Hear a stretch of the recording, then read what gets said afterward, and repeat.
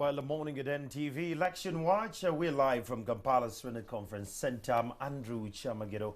Now, one of the things that keep coming up during these electoral processes is the question of voter rights. What are my voter rights? Why should I expect from the politician and the Electoral Commission?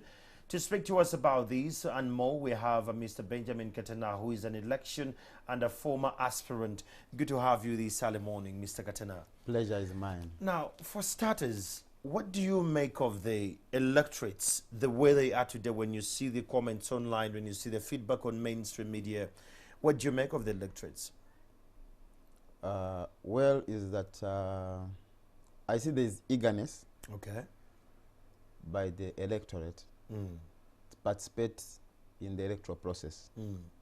But there is also apathy on part of some sections of the electorate who, in one or the other, believe that elections do not necessarily reflect the will of the voters. So there are two categories, juxtaposition, I would say. Yeah, those that have hope that an election can be a true reflection of their will, and then there are those who have lost confidence in the electoral process. Yeah. Well, let's start with free and fair elections. What does free and fair elections mean? If someone says, because it's something they keep coiling and they drop anytime, be it opposition, be it government, be it electoral commission, free and fair elections. I think on many occasions, the courts in Uganda, especially the Supreme Court of Uganda, while handling the presidential election petitions, has had opportunity to expound on the concept of free and fair elections. But the bottom line is that the end result of an electoral process should reflect the will of the population, of the electorate. What that means is that the voters are able to exercise their right to vote. They are able to exercise the freedom to choose and give consent on who should lead them and how they should lead them through a process that is fair, in a sense that people have not been compared, in a sense that there has not been irregularities that undermine the fairness and the balance, in a sense that each and every person who is contesting in an election has an opportunity, like the competitor, to campaign without being restrained by, for example, the agents of the other opponent, and in some cases, the agents of the state of Uganda.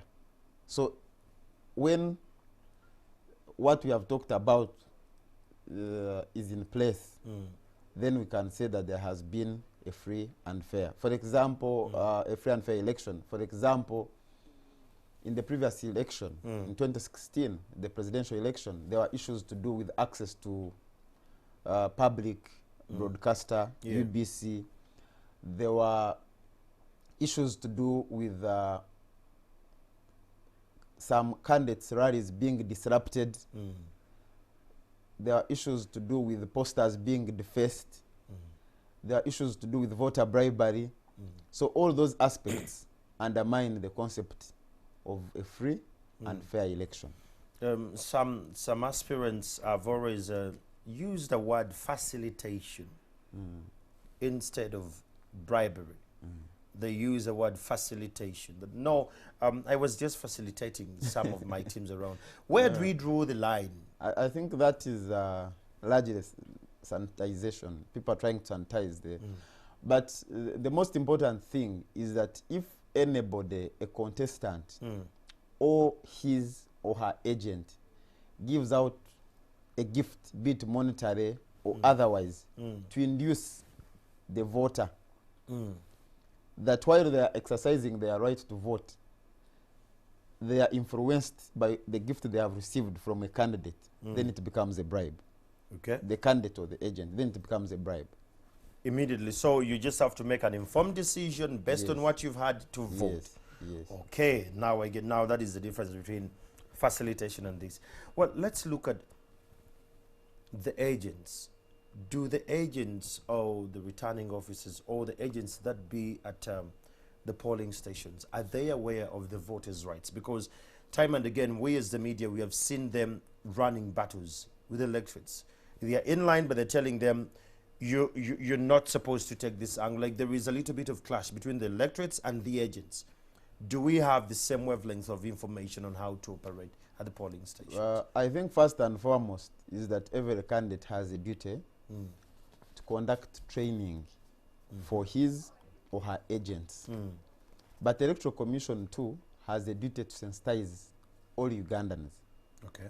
to understand what their duties and rights are in the electoral process, including but not limited to the agents. Now, what we have many times about two challenges. One is deficiency of information. You find that both the electorate and the agents do not have sufficient information. But two, which is a deeper and bigger problem, is that you have, for example, candidates, some candidates through their agents and sometimes compromised electoral officers trying to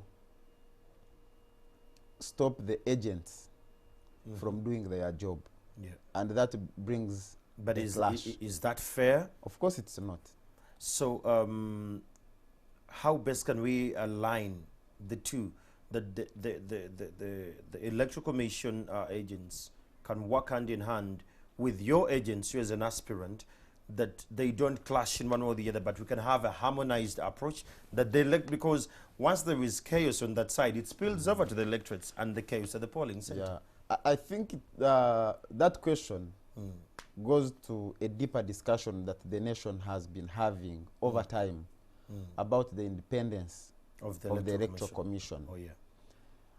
And I think many times, even Supreme Court decisions have pointed out that the Electoral Commission, in one or the other, has fallen short of playing the role of a neutral arbiter in the electoral process, which is very dangerous because the whole The whole nation concept depends on of free and fair elections is dependent on the neutrality of the of the Electoral Electoral Commission.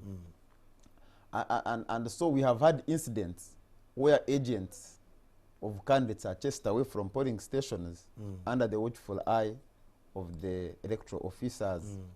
And this is done many times by agents of the state of Uganda, not agents of a candidate, security operatives, and all sorts of categories of that nature.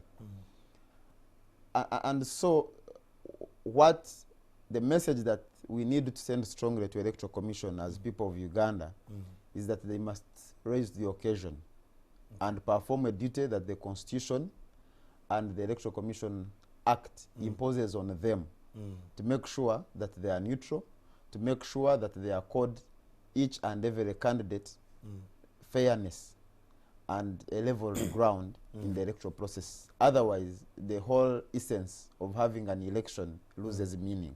Okay.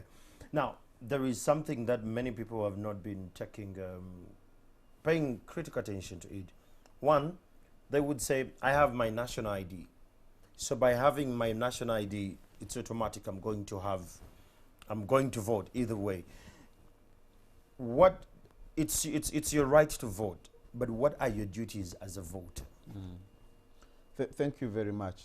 Maybe to begin from where I started your question from, is that Uganda adopted under our constitution, when you read Article 1, when it says people belongs to the power belongs to the people, and that they will periodically exercise and give consent and on how they should be governed.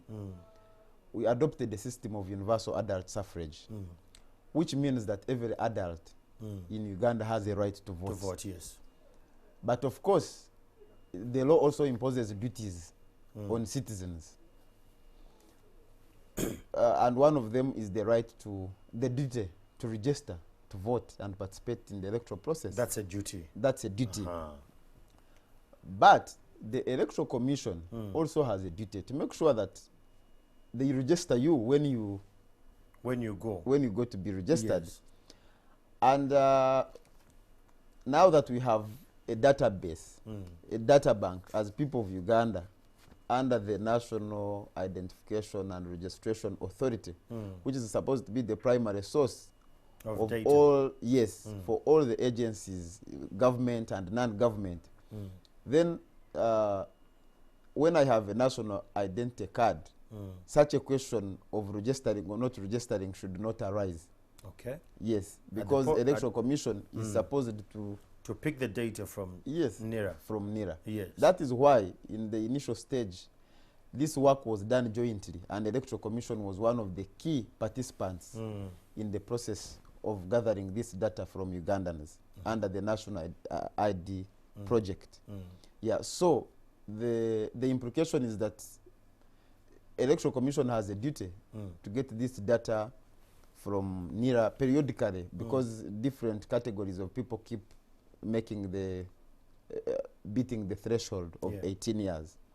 But that does not take away the duty of a Ugandan, because Electoral Commission has processes like voter display, voter register update. It does not take away your duty as a Ugandan to go and confirm if your name is on the register, on the roll of voters.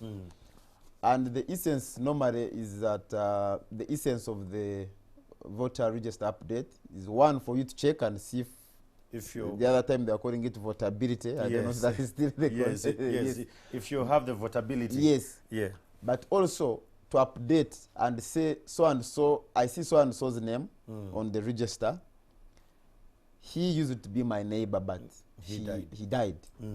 Oh, but he's still here. Yes, but he's on the register. So then your duty now has been performed as a citizen, not necessarily as a voter, but as a citizen. And then the Electoral Commission has a duty to clean up the register and remove those that no longer exist. Because that is very key. There have been questions and discussions that in some of the elections, and this has come up in both parliamentary petitions and presidential election petitions, where you find they are saying that even people who had passed on were still on the register voters, and someone was voting on their behalf. Yes. Yeah. So this unclutters the entire the entire system. Yeah. All right. So that is the duty. Those who politicize on the last day at the polling station, the ones who cause, should I call it the mayhem at the polling station? I have my national ID. How comes I'm not in this register and all that? How do we bridge the gap? Do you think we need some more awareness campaigns to be possibly run that people can understand the magnitude of their voice on the voting day? Yeah. I think there is a need for sensitization. There is a need for confidence building in the population by the Electoral Commission. That this process we are going in is not just a cosmetic show. Okay. That this is a very important process, and whose results and product will be a reflection of your choice, of your will as people of Uganda. And that, I think, confidence building touches so much on how Electoral Commission conducts itself in this period leading to the election time. To the election time and the voting.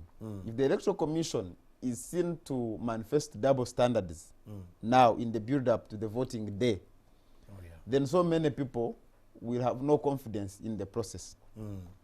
Maybe those who will just come from the bound the day of voting to go and participate, because in any case this is not a very meaningful exercise. They are the ones that you are talking about who will cause mayhem. But others, I think, which is even a bigger problem, is that many will stay away. They will not participate in the voting exercise because we have had challenges where we find that more than 50% of the registered voters have not turned up. Abscond, yes, to vote.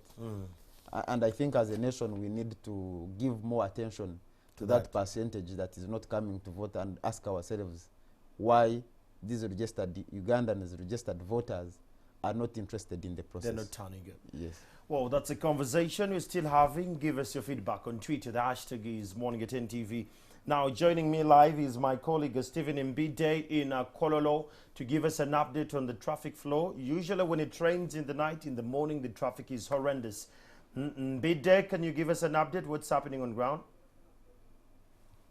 On this side of Kolo, yes indeed, and these vehicles or people driving are those coming from the lower Kolo Tellers, that is just going past the Lugogo or Kololo airstrip. And if you know you're coming from Lugogo, around the Lugogo bypass, and trying to connect towards the Nakasero or coming towards this Kololo, and you're trying to use this lower Kololo Tellers, just to know that this is the picture of flow of traffic that you're going to be finding here. But that is also a slow flow of traffic, but be sure that as you connect towards the traffic lights of the golf course there, you'll not be finding any difficulty because the Yusuf Road is very clear for now. But before that, this is going to take you something like between 10 to 20 or 25 minutes between the Lugogo bypass and this side of Kololo. And if you know you're coming from Chisementi, Kamochia and areas like Bukoto, that side, and you are trying to use this side of Acacia Avenue, this is Kolo. Just know that still, as you connect towards the Chisementi and joining this Acacia Avenue, you're going to be still finding the double lane that is slow flow of traffic. Already vehicles are very many on this Acacia Avenue as you drive towards the side of traffic lights. But still, the heavy rains that we experienced yesterday left a lot of devastating effects here on this side of the Acacia Avenue because it's muddy, and some barriers that were constructed around the golf course there were left down. They were not spared by the heavy rains, and some tree branches also fell off as you drive along this the Acacia Avenue. But if you know you're coming from Nakasero or Yusufa Road joining Cement and Kwamocha side, less of congestion for you coming from that direction. And finally, for you who is coming from Mulago and you want to join Kololo, there is a route that is just behind Chitante Primary School that will also be leading you towards the Kaboja School, and that is just opposite the Metropole Hotel. This is so clear other than going through the other side of the Kamocha near Kobe. This is the traffic update for now, but since this is an electoral period that we are in, we need to know our rights as a voter, and that is why Andrew is in the studios there with guests to give us more information that we need about our rights as voters. That's why I have to hand you back to Andrew, and then he will be continuing the conversation on the rights of you, a citizen and a voter. Over to you, Andrew. Thank you, Stephen Mbide. He happens to be on the ground in Kololo. Acacia route is a little messed up. I just pray that it gets done in time. Now, we have a couple of questions, Mr. Katana, off Twitter. Someone says, what do I do as a voter? That is Stevie at Stevie10. What do I do as a voter if someone I was supporting midway says I'm off I'm off, I'm not running again? What is my right as a voter? Because it's someone I've trusted possibly with a manifesto. He has the best ideas that represent what I want to see. And along the way he says, for your information, I'm leaving this race. What do I do as a voter? I think it's even better that this person disappoints you before you vote for them. That they're being honest? Basically is that you still have an opportunity to choose another person to support.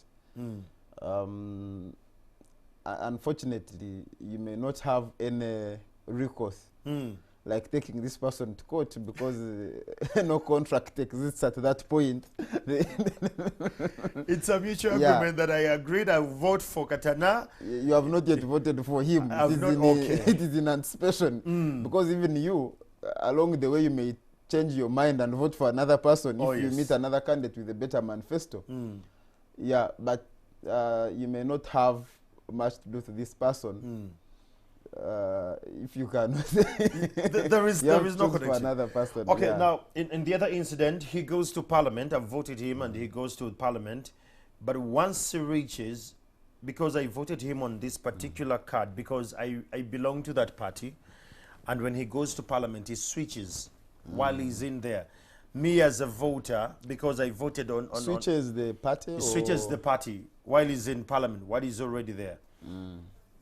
No, basically the about switching the parties, the law restricts the person who has gone to parliament on the ticket of a certain political party from crossing over While in party, while in parliament. while in parliament. Yeah. In fact, if he or she goes ahead and does that, then that person can lose the parliamentary seat, because the reasoning is that under multi-party dispensation like the one we have, people are not only voting for you, They're but voting for for the the party party. as well. Yes. That's why you need the party ticket. That's why on the ballot paper there is your face and the and the party party. symbol. But towards the end, I think you have been seeing members of parliament now crossing. Oh, yeah. There is a transfer window. Yes, it's a transfer window every day. in the last few months to the end of the term of office. But prior to that, the person would certainly lose the seat. Okay. But maybe connected to that, which is also related to the question Steve asked Yes. about how about if a person disappoints you when they have gone to parliament? Oh, yes. Ideally and initially, the voters, I think 1/3 of the voters would challenge, could start a process of recalling you from parliament. Oh. But unfortunately, I think that law needs to be amended because there was a court ruling that was only applicable under movement system, and now we are in multi-party dispensation. It's no longer possible for the voters to recall a member of parliament who has disappointed them. So you have to wait for the 5 years. Is that fair? Is that fair? You have to wait for 5 years and punish the Again through the ballot the box. unproductive member of parliament. Wow. Yes. Okay, now going forward in 2021, what are some of the key rights a voter should look out for while we're wrapping up? What should these kind of key pillars they should look out for? Say, practice this. These are your rights. These are your rights, and these are your rights. I think first and foremost is the right to vote Yeah. in a fair and free election. And that is a very broad area. Fair and free. Yeah, it's starting from the time of registration. There has also been discussion about the process through which the Electoral Commission, the commissioners are appointed, and how they do their job, that they always seem to be skewed towards a certain direction that has a relationship with the appointing authority and the appointing process. And most importantly, that most of these people that are appointed, for example, as commissioners of the Electoral Commission, are people who have been active participants on one of the sides in the political contest. Yeah. You see someone has been a member of parliament on the NRM ticket, he loses an election and he's appointed a commissioner Or in returning the Electoral officer. Commission. So such a person, I don't think even the appointing authority expects this person to be neutral. Oh, yes. Because, you know, there's an old adage that justice should not only be done, but it should be seen to be done. Oh, yes. Because this is a person that is an active member of a certain political party, which political party is participating, and here he is as the arbiter. Oh, yeah. So the voters of Uganda must demand for a free And and fair fair election. process.